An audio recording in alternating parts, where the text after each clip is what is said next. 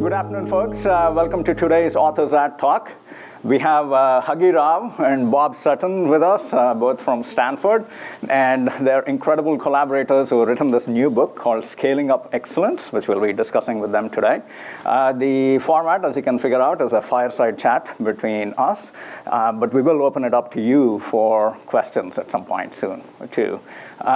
Before I get into introductions with Huggy and Bob, my first exposure to Huggy was almost 10 years back, and we were both working with an Indian nonprofit, and then a few years later we again connected when I was at Google, and he is a frequent visitor to our annual PyLab Summit, which is a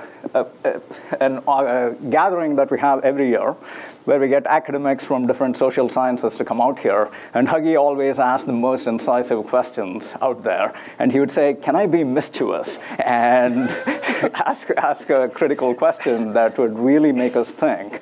And so today I'm happy that I get to ask him the mischievous questions about his book. He'll probably get you a couple times. Yeah, exactly. And Bob is a professor at the Stanford Engineering School. And Bob doesn't know this, but Jennifer Kurkowski, who leads our People Innovation Lab, said that one of the best reads that she has ever had on the academic side is a paper that Bob authored in ASQ in '96. This was about brainstorming at IDEA. Oh, yeah. And she said that was the best research that she has ever read that describes a qualitative methodology. So we're really excited to have both of them out here. They have set up this program about scaling that they've been running at Stanford. And coming from both the business school side as well as the engineering side, really have a very googly, I guess, approach to thinking about this huge problem of scaling. So let's give a warm welcome to Bob and Huggy. Thank you very much. Thank you. So I have a few questions to start off the discussion, and then we'll get into some of your questions too.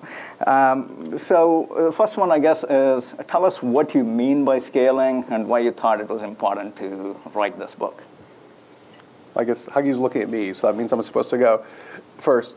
So in the process of thinking about what this challenge was, it actually was a pretty simple problem that we thought was going to take a couple of years to figure out, but some 7 years later, we're still struggling with it. And it's essentially, when you've got a little bit of goodness in an organization, how do you spread it further? So it's everything from you've got a startup, being googly would be a good example, like how do you maintain your googliness as you get bigger, and also spreading goodness across the system and getting rid of bad behavior. So one of the big things that led us to this research was we were involved in the founding of the Stanford D School, or Hasso-Plattner Institute of Design. And spreading design thinking or innovation was a big challenge, and executives were always asking us, well, we've got this one group that's really great, how do we spread it further? So I guess the headline is spreading something good from the few to the many, and it's a simple problem, but it's not easy to address. So that's the basic thing. A very complementary addition to that would be that spreading good from one pocket to many pockets, you can think of that problem as a problem of diffusion, if you will. But there's also another dimension of scaling, and that is if you're a small startup, as you grow rapidly and become larger in size, how do you actually scale successfully in the sense of not only achieving a particular footprint metric, but also making sure you retain your mindset? Let me illustrate that with a little example. One of the venture capitalists, mentioned that the difference between a startup and a large company was startups are like beach volleyball. You got two people, you don't have substitutes, you don't have coaches, you know what the game plan is, you got to make sure the ball doesn't touch the sand. You're playing volleyball still, you go from 2 to 6, all of a sudden, if Prasad serves from the other end, I receive the serve, Bob takes it and supplies it to Cliff here. Cliff arcs into the air and smashes the ball into the net. I'm sorry, Cliff. The interesting problem is, whose fault was it? Was it Prasad's serve that was unplayable? Was it my fault that I couldn't receive the serve well? Or was the way Bob supplied it? Or was it Cliff's problem? So you can see when you go from 2 to 6, how very quickly it becomes a problem. And you can extend it 6 to 60 to 600 to 6,000 to 60,000 and the like. So. Great. Well, thank you for that introduction. So given that as the basis, then, if you had to summarize, what is the advice that you would give organizations on how they should achieve scaling? And specifically, how would that differ for a startup, as you mentioned, versus, let's say, a large organization like Google? Let me take a quick stab at that. For a startup, I think the advice that both of us talk about in the book is smart scaling means that you take time and you do it slowly. We just recently had an organization that actually was acquired by Google, Waze. And we actually had one of their executives come and talk to our class, and he gave a great example. They were growing in Israel. You've got all these resources, and the VC saying, now's the time to expand, hire, hire, hire. The top managers get together and say, now's the time to have a hiring freeze. And that's sort of somewhat counterintuitive. And people within the company are astonished. How could you say you have a hiring freeze right when you've got all this money from the VCs? And their argument was the following. The moment you expand, you're actually going to get a lot of smart people with very many ideas. And since you want to focus on a particular product application, you're going to wind up spending a lot of time saying no to their smart ideas. And that's not something you want to do. The other interesting thing was when you hire people in a startup, the smart people assume they can hit the ground running, but often many of them can't. And very quickly you've shifted the ratio of unproductive to productive people, at least for a short window of time. And the third thing is, of course, you increase coordination costs enormously. So what they did was they did a smart thing, which is hiring freeze, but they made sure during that period, every single employee was focused on one number, improving their retention of users after 3 months. And pretty much every day, you had one question to ask. What did I do today to improve that number? So scaling smartly, very important for small organizations. I'll turn it over to you for the large organizations. I get the large one. Well, I would also emphasize that there's a lot of things that are similar. And in particular, there's kind of two principles that are implied in what Huggy said. One is the notion that adding more people isn't necessarily good, this notion that many hands make light work. And we were actually talking about this at lunch. So in 2002, one of my other co-authors, Jeff Pfeffer, and I interviewed Larry Page when Google was about 400 people. And Larry emphasized how the venture capitalists were giving all this grief that he wasn't hiring fast enough. And then all of his friends from Stanford were giving him grief. But he said, we really have to slow down and hire and get the right people who can grow with Google, and I'm not going to back off on that. And then for the book, we interviewed Shona Brown, who was quite senior here for many years and helped grow sort of the non-product part of the organization in particular. And Shona said, we constantly had this issue where people were telling us to hire faster, but we had to make sure we got the right people in the seats. And I think that's a pretty good philosophy you see even in a small versus a large company. But if I was going to talk about large companies, one of the things that becomes increasingly important as they grow larger is, and this is Huggy's expression, is the notion that bad is stronger than good, or the path to greatness is to get rid of badness, so bad to great. And so what happens as companies get older, very often sort of bad behavior or ineffectiveness starts growing and growing. And if you just push the good and you don't get rid of the bad gets obscured. And there's lots of evidence that things like laziness, incompetence, all sorts of difficult things just overwhelm the goodness. So good companies, and I'll sort of stop here, they view scaling as a problem of more or less. They're always adding more people, expanding to more places, and so on. But in the process, they're getting rid of things that are getting in the way or no longer effective. So if I could just add one more line to that. The big difference, I would say, between a small company scaling and a large company scaling is that in a large company, I would hypothesize that the larger the company, the greater the probability that the smart people inside are going to become dumber. What I mean by that is, obviously, I don't mean to insist Take that, Google. I don't mean to insist that smart people become stupid. Clearly, that's an untenable position for me to argue. But what I would say is that smart people can become dumb in the sense of being silent. And so in a large enterprise, I would submit that silence is the real enemy of excellence. So just real quickly, I was at Pixar yesterday and met with some of the senior folks. And one thing that they did, because Pixar is sort of at this point of transition where they've kind of grown up and everything. And so Ed Catmull, who's president of Pixar, was worried that too many people were being silent. And the way Pixar actually does movies is they have 4 or 5 people who are the brain trusts. John Lasseter, Pete Docter, a number of other folks who make comments on movies, and they write notes. But they had notes days where everybody wrote notes about everything that could be improved at Pixar, and it was because they were worried that they had grown and the silence had sort of sunk in, and as they'd gotten larger and older, there was too much of that, and that was a countervailing force. The technology industry has grown rapidly over the last few decades. And within that industry, there are many companies that have grown very, very quickly.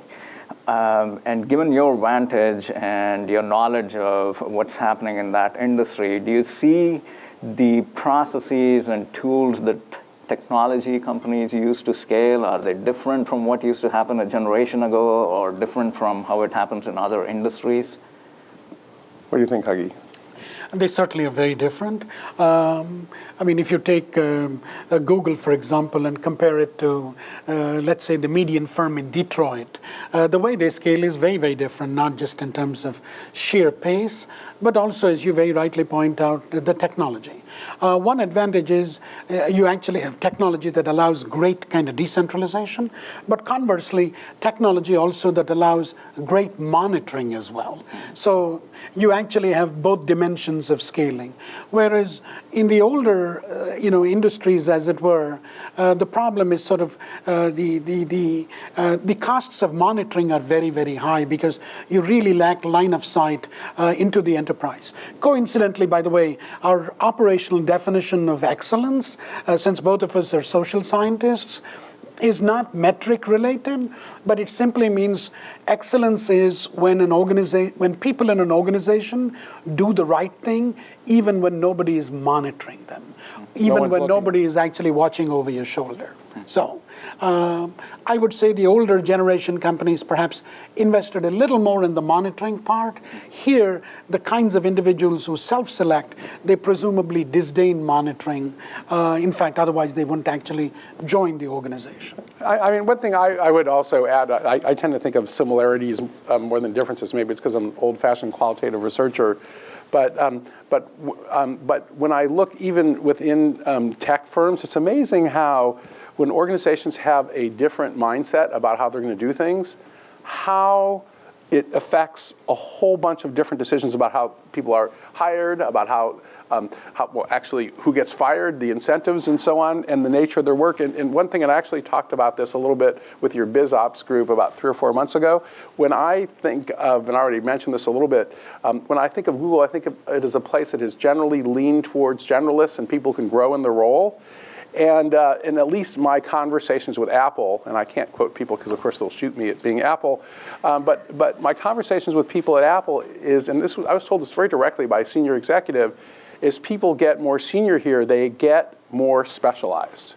And if you have an organization where you're assuming people are becoming more generalist versus more specialized, you have to run it in completely different ways. And I think that's an important difference between Google and Apple. And it doesn't work perfectly in all cases. You have certainly specialists here, and they have generalists there. But sort of exhibit one, and this is what this guy was talking about, was what was going to happen with Ron Johnson when he went to JCPenney's. So Ron Johnson was just extremely focused on what's the experience like in an Apple store. And the way it was described to me, him and Steve would argue for like an hour over exactly what angle an iPad should be in a store. And then you give a guy like that an entire business to run, supply chain, pricing, add everything. He would not be prepared as much to be a generalist. If you took another company like General Electric, it would be sort of the opposite sort of career path.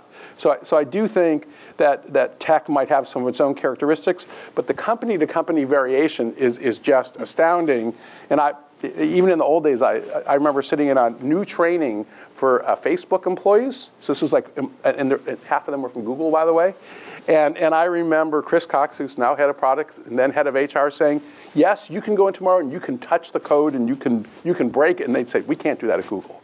So the point is that the different standards in companies are very important for scaling, because as Huggy would say, that in good organizations, people have a really clear view of what is sacred and what is taboo, and those vary from organizations to organizations, and when everybody agrees, it helps a lot. Yeah, but Prasad, as I was thinking about your question, what suddenly hit me also was the sheer difference in physical architecture between the tech companies and the older industrial giants, open offices, all of these things.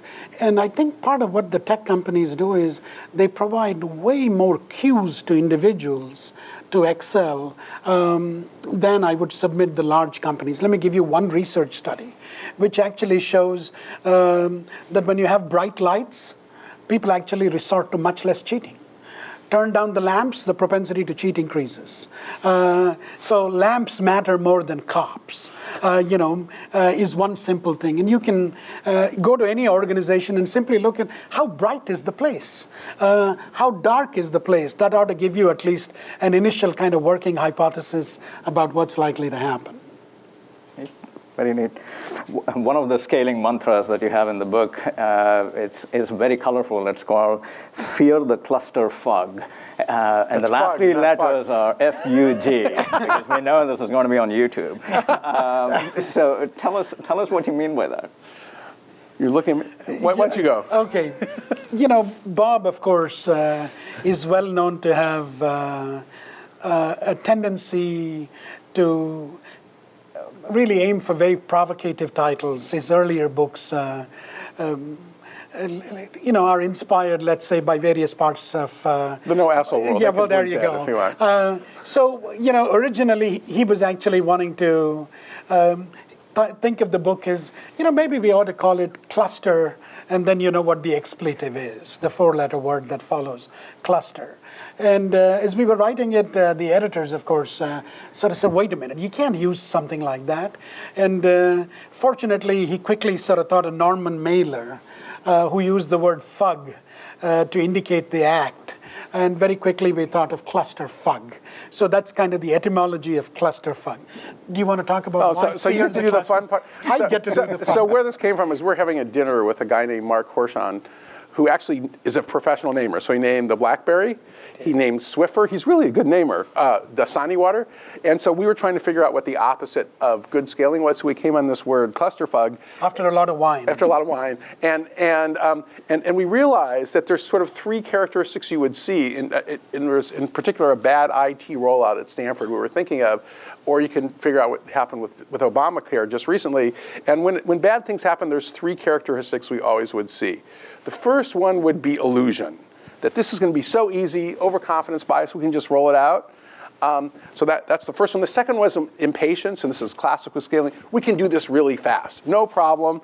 And then the third one is the people doing it are incompetent, and that makes others incompetent. And to us, those three, illusion, impatience, and incompetence, are the hallmarks of both the causes and the characteristics of bad scaling. And I think that happened with Obamacare. To name a company, if you sort of dig into what happened with poor Groupon, I hope nobody here used to work at Groupon, but if you read the CEO's resignation letter, it was pretty much all three of those things were raging at Groupon. And I would, when I look at the companies in the Valley that have generally got it right, they somehow or another avoid that. Especially the impatience part is sometimes the worst thing.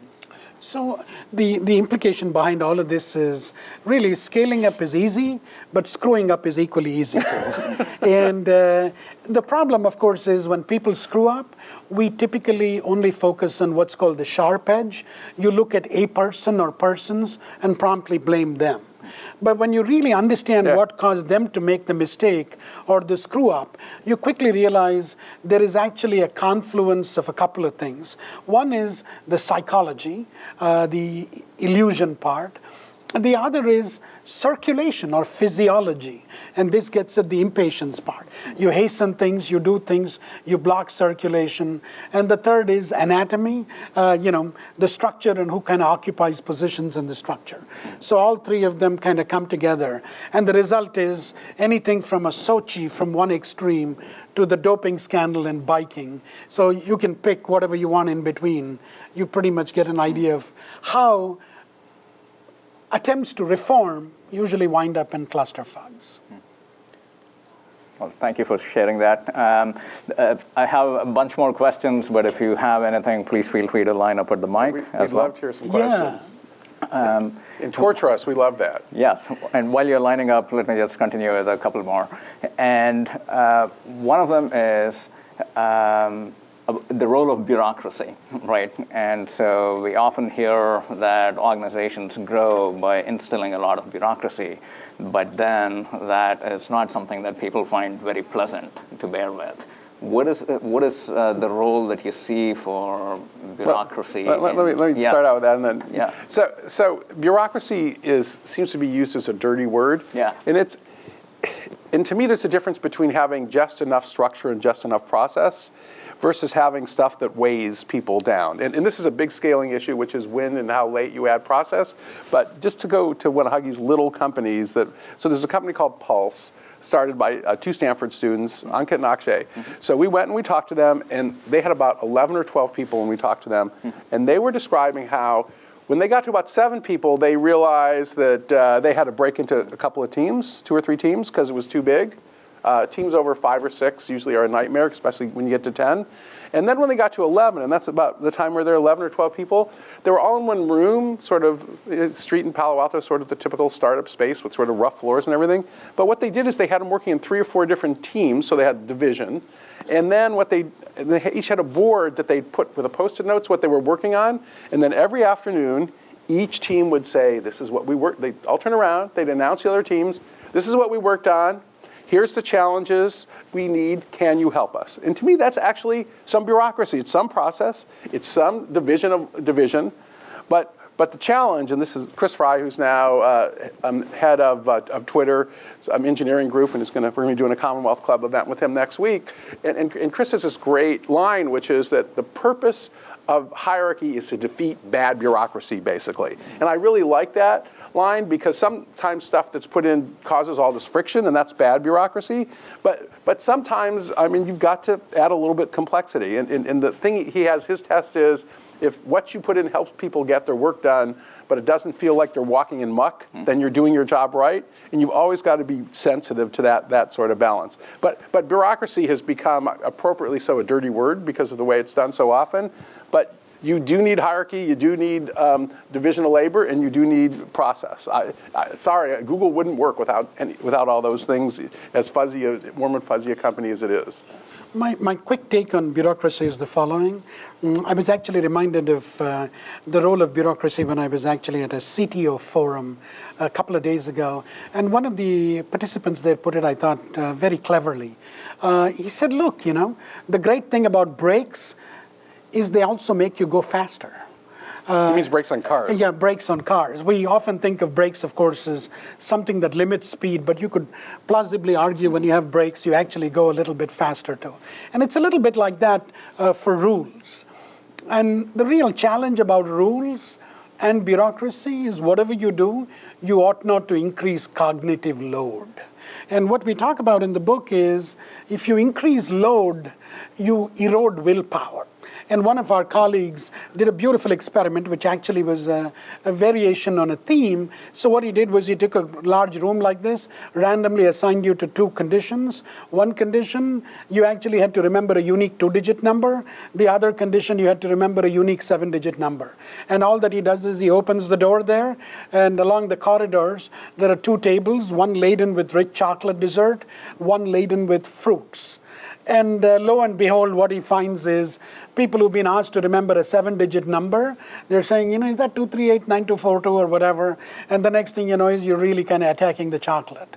And the guys who are told to remember a 2-digit number, they can resist the temptation of chocolate and actually go eat the fruit. And what we do in organizations when we increase bureaucracy is we're actually increasing demands on people. Everyone has to remember the 7-digit number. And then it's no use standing up and giving a speech and saying, use your willpower. They can't, because it's all depleted anyway, and that's the problem. We got a question. All right. Thank you. Yeah. Can you hear me? Yeah. We can. So, my question relates to one of the things I'm hearing as you're talking is that people who are needing to scale up need to change the way in which they're doing things, obviously. One of the things I'm thinking is I play a role in Google which is designed to help people learn how to do that.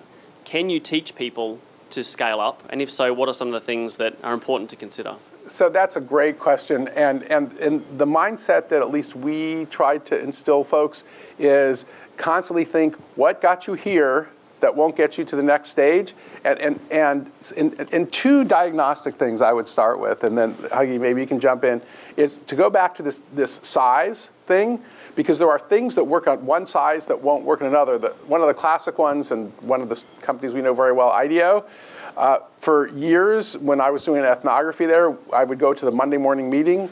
There'd be 60 people. David Kelly, the CEO, would run it perfectly.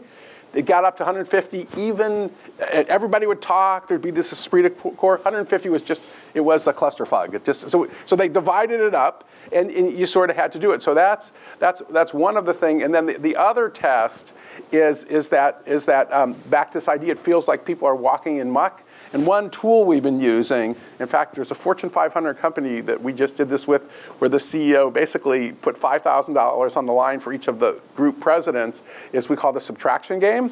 And what we do is we have people think about what things are getting in the way and subtract stuff. And it's amazing when you think about that. Well, if somebody came in your role, which part would you take out? That can be quite powerful. You have some other ideas too, but I do think it's a mindset of being aware of what is getting in the way and weighing us down. Yeah. Just as a quick little extension, given your role, for us, the key thing about scaling is scaling actually has inflection points. So scaling is not arithmetic. You have to really think calculus, if you will.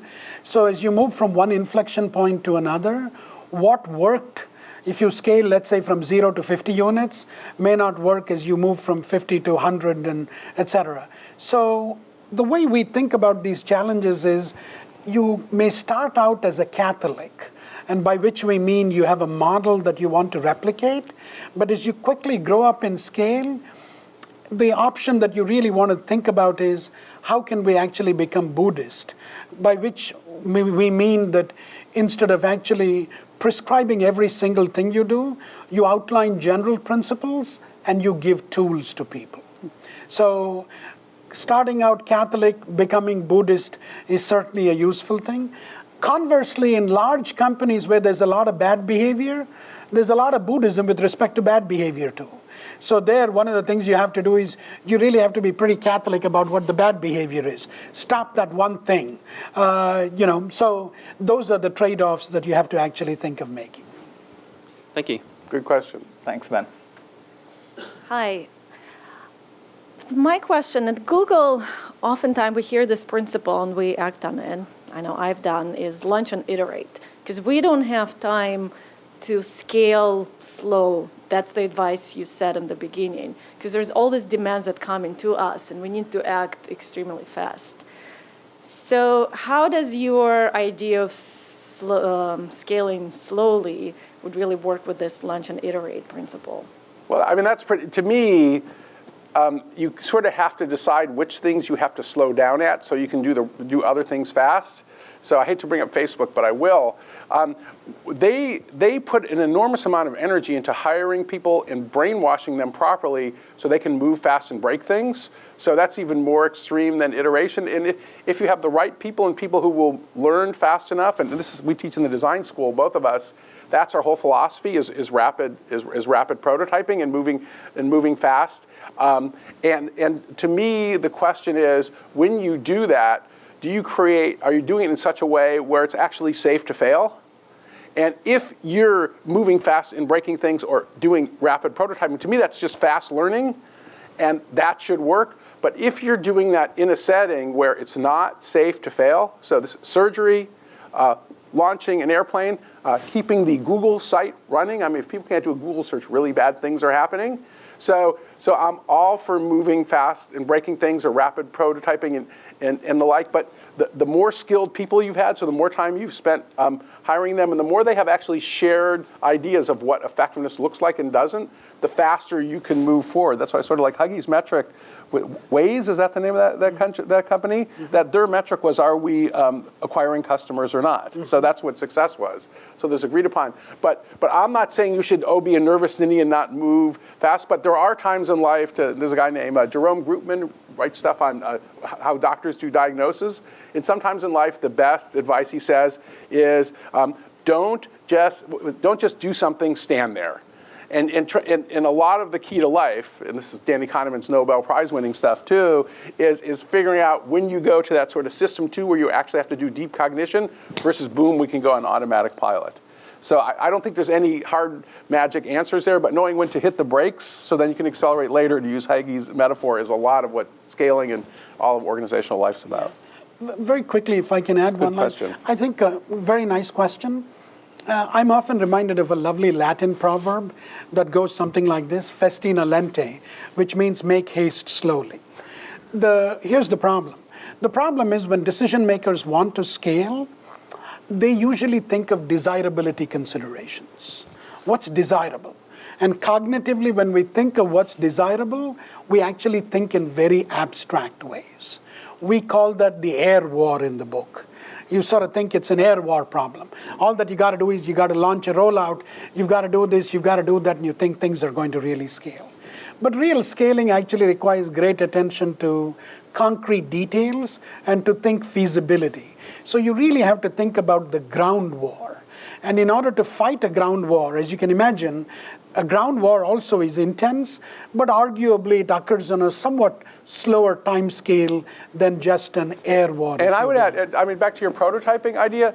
So the great thing about prototyping is, if you're a good prototyper, whether it's software or a product, it's really tangible. You give people, do you want the latch like this? Do you want A or B? A/B testing. So the great thing about prototyping is you actually got tangibility. You're not thinking abstractly. And that's like our definition of a lousy group of Stanford students or executives is they're talking tangibly. And then my buddy Diego Rodriguez from IDEA, when they talk like that, and he says, "Where's your prototype?"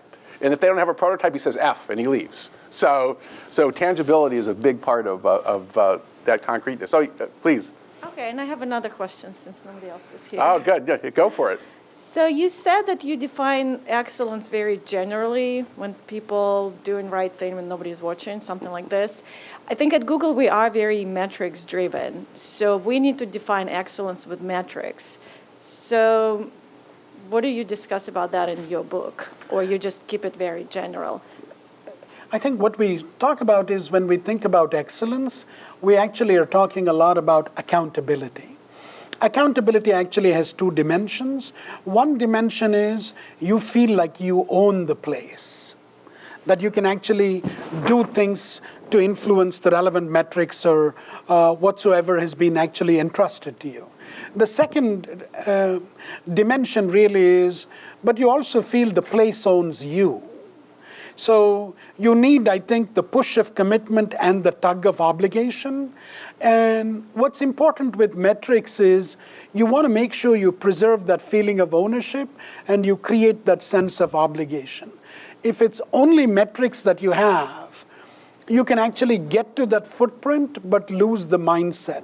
A couple of weeks ago, there was this company called Health Associates, which I think is a Florida-based company, that actually was indicted by the Attorney General's office. Why were they indicted?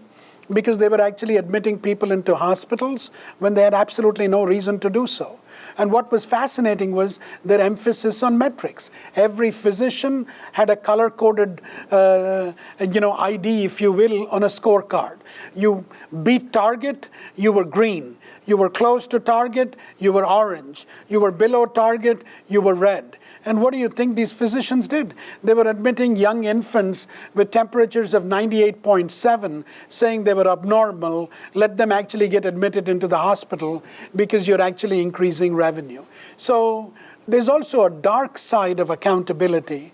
And the dark side of accountability often is realized on the overemphasis on metrics. And we talk at length about that, to be very mindful of that. But I'll get you a second. But I want to. This is actually a very good question. And I wouldn't necessarily directly disagree with Huggy, but Please do. No, but I mean, I agree that you have to, that things are more effective, whatever the metrics are, when there's that feeling that I own the place and the place owns me, and you know what the larger thing you're trying to accomplish is, assuming it's ethical, because this would work for unethical organizations too. Let's have as many murders as we possibly can might be, for some organizations, a reasonable metric. But if you look at the cases that we look at, and what, at 3 points in my career, I tried to figure out what organizational effectiveness was, and each time I sort of succeeded and sort of failed. And the best I could do was to say, in every context, you have to ask the question, effectiveness of what, and effectiveness for whom, and come up with a reasonable metric in that situation. So I mean, one of the cases we use in the book is a group that does routine knee operations at a hospital in Boston. So for them, the contextualized metrics, and you have them here in Google as well, would be, so how much does it cost? How much pain are they in, and how many days are in the hospital? Those are pretty reasonable metrics, assuming that they're dealing with the exceptions in an ethical case, but in an ethical way. But I think the notion of metrics, I don't think that Huggy and I would dismiss it. And believe me, between the two of us, he's the one who can count, not me. He's one of the best people at metrics I've ever seen. But embedding it in the context is very important. Please. And probably also what you're saying is too many metrics could be the dark side. Just enough is that's what you should go for. So one of my favorite examples, I can't remember if we put this in the book or not, but Jeff Pfeffer and I, once, years ago, we were studying Citibank, and we were introduced to the most effective Citibank branch manager in all of the New York metropolitan area. So we go in, and they got this balanced scorecard. They got like 30 measures. And we say, what's the secret to your success? He said, I ignore everything on the scorecard, and the reason they think I'm the best person is that I have the best, profitability of any branch. And you notice that they called me the best guy, and that balanced scorecard is bullshit, and the other people are screwing up are actually paying attention to it. So absolutely, too many metrics are very bad. I like Huggy's case with Waze. Actually, I would also add that the right metrics are just as important, right? Metrics drive behavior. I think the question I have on the table is, when we talk about scaling, I think you touch upon people, process, tools. So all those three things, we need to look at them, right, and how to prioritize. And I think you talk about stopping bad behavior, and I find that really interesting, and I kind of want to hear your take on, what are some of the things that the highly successful companies do in dealing with the people issue, because you do, hire different people with different capabilities as the company grows because the needs change. So, but you're going to end up with different players on the field. How do you make them work together, right? Yeah, that's a great question as well. So the first thing about bad behavior, the basic finding, very robust finding, is bad's way stronger than good. In one study of marital relationships, for every nasty thing you tell your partner or spouse, you have to say 5 good things at least. It's not going to last. And you can imagine the sort of asymmetry.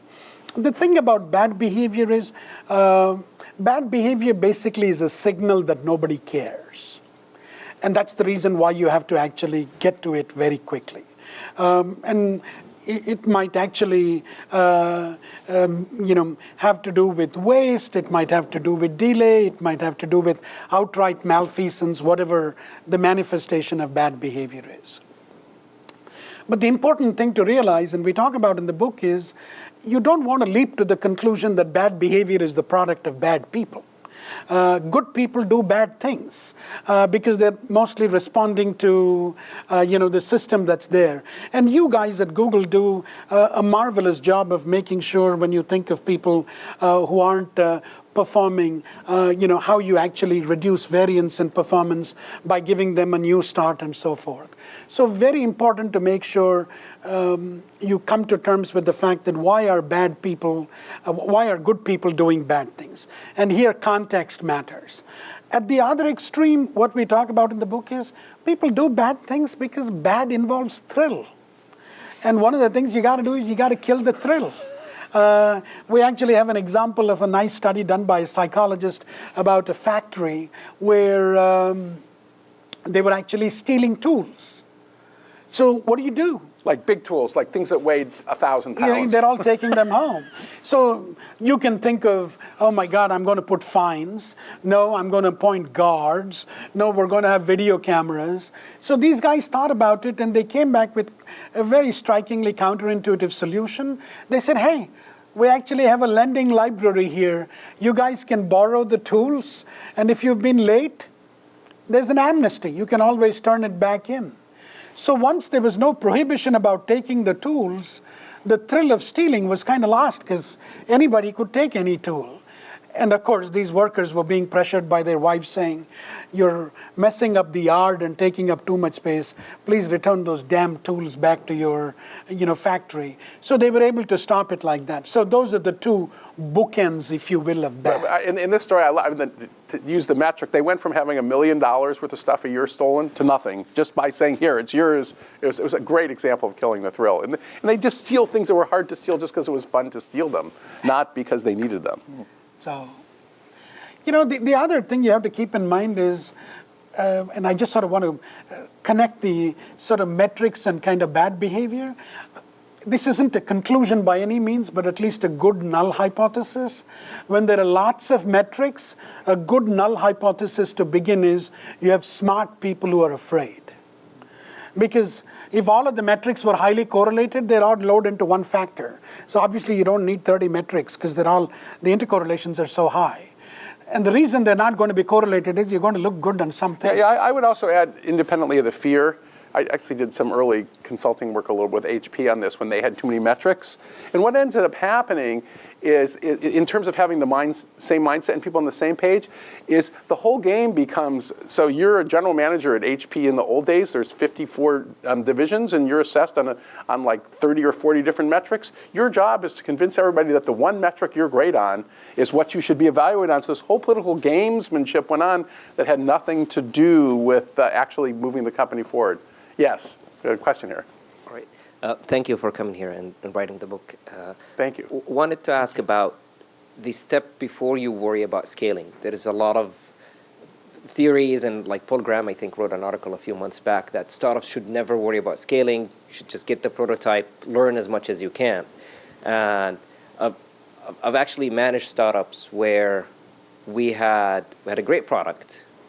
We had a team of people that were not aligned, and we had the three issues that you mentioned: the incompetence, the impatience, and the illusion. And I sort of said, okay, let's stop and let's try to figure out what's going on and improve it based on that, and then worry about scaling. It's not about getting more customers, etc. I think you answered your own question brilliantly, and the way that we say this, and it's one of those things that's so obvious it's stupid, but companies sometimes forget it, which is to spread excellence, you have to have excellence to spread, and it's and so you've got to stop, and that's why, to quote Huggy, it's a ground war, it's not an air war. When you have real excellence, you actually create that little pocket, and especially if you have money. Money is dangerous. And I think your Waze example is great because it's the temptation is let's build it out and hire a huge sales organization before we have something worth selling is a classic thing that's happening in many of our overfunded startups in the Valley right now. And that's one advantage that Larry and Sergey, it took a long time for them to sell Google, so they actually had to work on making the thing even better. Just to give you an example, in the IT rollout space, one of my favorite cases in the book at the end of chapter 2 is a great rollout of a medical care, electronic medical care records at Kaiser Permanente. And the way they did it, this woman named Louise Lang led it. It's about a 6 or 7 year process, cost about $5 billion. Kaiser's the biggest healthcare system in the country, a private healthcare system. They got it working perfectly in the smallest region in Hawaii. They got it just worked and worked and worked. And once that started working, then they went to the next region. And once it was working, went to the next one. So they didn't spread that thin coat of whatever. They got it humming, and then they spread that excellence. So your example in the startup, I think, is exactly right. And that's one reason, and probably most people know this evidence, there's a lot of evidence that startups that are started in downturns are more likely to survive and grow into larger companies and upturns because first of all, they don't have too much money, and second of all, they have to take times to do stuff right. And I remember back when we interviewed Larry Page in 2002, I could not figure out whether he was the last .com person standing, or actually he was onto something, because all the other companies seemed to be dead, and then there was this guy, Larry Page, who claimed that he was going to grow a huge company, and I guess he was right. So I think you got it, man. So I guess the core of my question, and based on your experience, and maybe it might be your next book, which is how do you infuse excellence in the first place? Okay, Huggy, you answer that. That's too hard. Huggy gets all the hard questions. He's a smart one. I think, look at he is. You want to give us an IQ test right now? It's not going to happen. So I think, this actually dovetails quite nicely with one of the core beliefs at Google, and really, your own experience here. I think the heart of infusing excellence is really how you hire people. That's one part. And real excellence also means how do you get extraordinary performance out of ordinary individuals. Right. So hiring talent doesn't sort of mean, well, we're actually going to get the very best people and we're going to pay a whole lot and so forth. You can actually get amazing performance from ordinary individuals. And here, changing the context matters. One of the cases that we talk about, which was actually written by a colleague of ours at Stanford, is about a company called Tamagoya in Japan. And what Tamagoya does is they deliver lunch to offices, $3.60 per lunch. It's in a little bento box. So every day you can order the lunch you want. The last order is at 10 o'clock, and you got to deliver the lunch by 12. The amazing thing is their factory is more than 2.5 hours away from the business district of Tokyo, Shinjuku, where you got to deliver the lunch. So the problem is, how do you actually wait until 10 o'clock and deliver the lunch? And every day they serve 70,000 lunches. And the average waste, if you will, the underage, or in their case, the overage, is around 46 lunches, which translates to 0.06. My colleague who wrote the case asked the CEO, he says, how do you do that? Do you guys have very sophisticated algorithms where you can process orders, route trucks? He says, no. How do you do that? And he says, well, we make sure our trucks leave before the first order comes.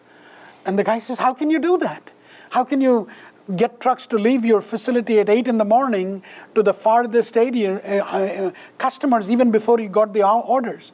And the guy says, the key people are our van drivers who deliver the lunches. They can actually pick the customer, and once the lunch is over, these are reusable bento boxes. You can go and pick the bento box up, talk to people, and quickly find out what the nature of demand the next day is. And in the evening, they tell their boss. By the way, a small district actually is managed by one of these area managers, and then you funnel it upwards, and that's really what it is. And my colleague said, who designed this?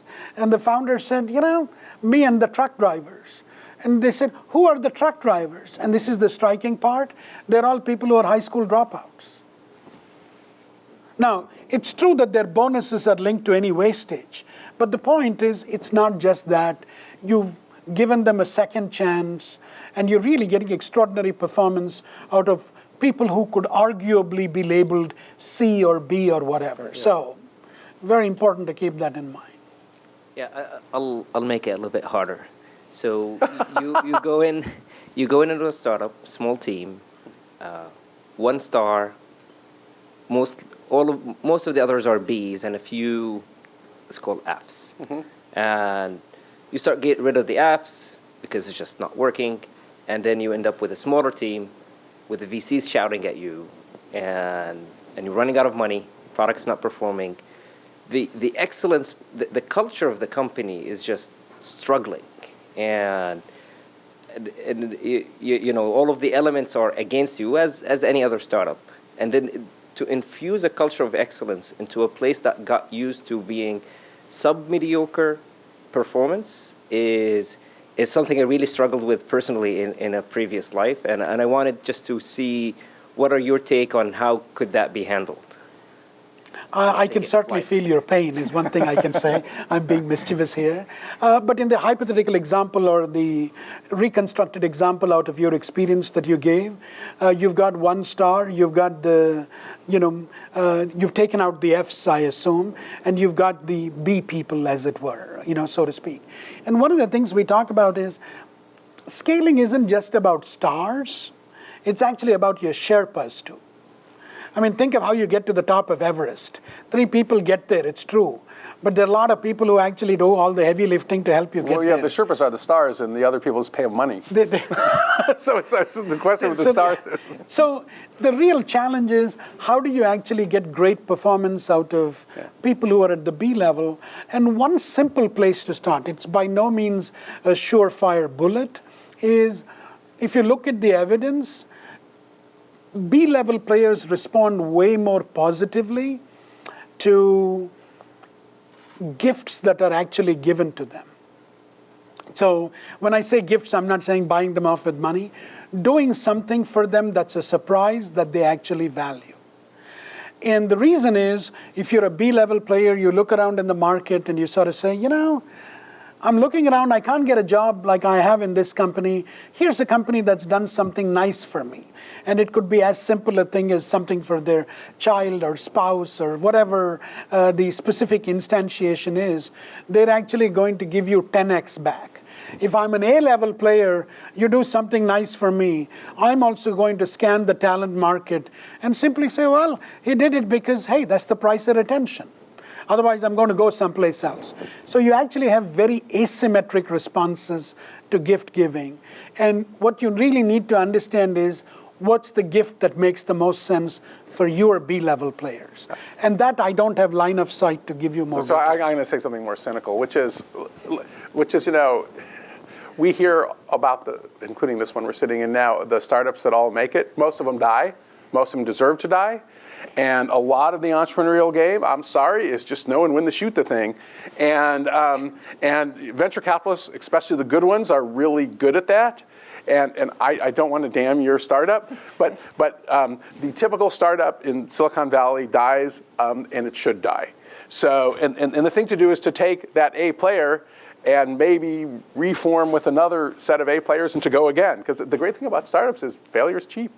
And most of you who start firms in Silicon Valley, this is not Detroit. You can get another job. Most of you are quite talented. So my view of startups is, if things are really screwed up, well, that's what pulling the plug is for. And quitting's good. Never quit. That's bullshit. There's certainly. You don't want to escalate commitment to a losing course of action either. Yeah. That's what I was thinking. More fancy language. This is the conversation Bob and I have, yeah. But usually over a lot of wines. That's right. So having said all that, you aren't advising people to go to startups, right? No, startups. But I mean, you all know the odds. You all know the game. So it's just the way it works. So you go there, and Google buys you, or they come back. You come back as an employee after it died. Either way, it's okay. Right? So do we have time for a question or two, Cliff, or have we? Yeah. Any other audience question for Bob and Huggy? I had one more, which doesn't have anything to do with the book itself. Obviously, both of you teach at the business school at Stanford, and many Googlers are interested in going to business school, getting their MBAs, right? So, in this, what's the advice that you would give to a Googler who's considering business school versus other things that they could do? And this is a question that we in the People Ops team get asked all the time. Okay. So we thought that since we have you, we can ask the same question of you. And by the way, don't make it too compelling, because we want these people to stay here. So Bob, why don't you actually be your I don't teach in a business school. Remember, I'm an engineering professor, so therefore I'm free to be cynical. Our friend Jeff Pfeffer would tell you that if you're interested actually in lifetime income, that you should only go to a top 8, and in addition to the fact it's a great vacation and all sorts of wonderful things happen in business school, but you should only go to a top 8 or 10 business school, because other than that, it's just going to take 2 years of your life and lower your lifetime income, and there's very good evidence to support this. So I want to play the sort of Jeff Pfeffer card. But one thing I will say about the Stanford Business School, where I don't teach, because I'm a tenured engineering professor, is that, as my understanding is that if you go to Stanford, it's actually a really good financial deal, that on average you're going to come out ahead financially. And culturally, that's sort of up to you. The final thing I would say, though, since I'm from an engineering school and I'm not an engineer, is we all know that the characteristic of the current boom is it's much, much less MBA-centric, and and you know this much better than I do, and much, much more engineering-centric. So it's the engineer's days, and we're winning, even though I'm not an engineer. So one other thing to sort of keep in mind is business schools are changing dramatically too. So you don't think of the MBA as a standalone degree. In fact, we have a number of programs where you actually have an MBA. You can also get a master's in computer science or electrical engineering, just to sort of name a few. So there are lots of options and combinations. Our experience certainly at the Stanford Business School is pretty much the kinds of people who actually come, they're overwhelmingly tilted towards a startup option. By the end of year one, they've already figured out an idea, they're working, they're trying to do things. And as a matter of fact, right before I came here, I was actually teaching a course along with a finance professor and a marketing professor, a course called From Launch to Liquidity. Once you start a venture, how do you actually think of your exit? And I can certainly tell you, our students believe in very liquid futures, or at least they kind of anticipate that. I don't even know how he was teaching this, since I'm very focused. Now, the course we would teach in the engineering school, especially the design school, we wouldn't talk about it. We have a class called Launchpad. We'd put you in it, and you'd start your company. And so there's a class called Launchpad taught by Michael Deering and Perry Claiborne, both who are successful entrepreneurs in their own right. Although Michael did fail in a big shoe operation. If you don't have a product by week 4, you're supposed to be thrown out. So a number of our students actually do take that course. Yeah, you can take that as well as a business school. So you have the whole sort of university. That's true. But just to underscore Bob's point about how attractive this is as a sort of option, once when I was teaching a class, there was a young lady who got up and told everybody in the class, hey, I have a proposal for you. And she looked at me and said, Professor, can I make the proposal? I said, sure. She looked at 80 kids in the class and said, you know, I'm actually going to give you $250,000 right now. In return, I want 2% of your lifetime earnings. What do you think was the response of those 80 people? Mull over that, and that's where we ought to appropriately close on a puzzle. That's like a Google interview question. Yeah, exactly. The old ones. Thank you, Bob and Huggy, for coming over and sharing all of your insights on scaling. Again, the book is called Scaling Up Excellence. Thanks for your questions. Thank you for the questions, and we have copies of the book at the back as well. So with that, let's give a warm round to Bob and Huggy. Thank you very much. Thank you.